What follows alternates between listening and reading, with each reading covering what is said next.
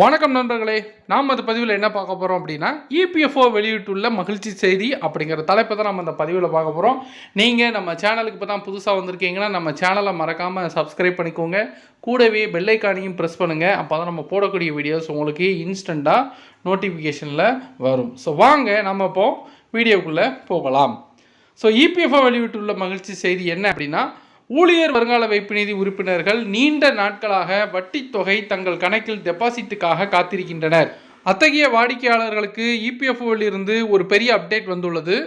வட்டி பணம் ஜூலை மாதத்திற்குள் இபிஎஃப்ஓ உறுப்பினர்களின் கணக்குகளை சென்றடையலாம். இதற்கான அதிகாரப்பூர்வ தகவலை நிதி அமைச்சகம் விரைவில் வெளியிடக்கூடும்.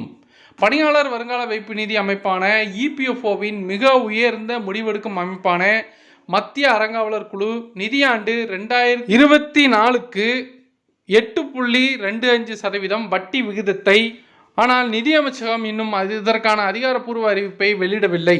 பொது தேர்தல்கள் காரணமாக அது தாமதமானதாக வட்டாரங்கள் தெரிவிக்கின்றன.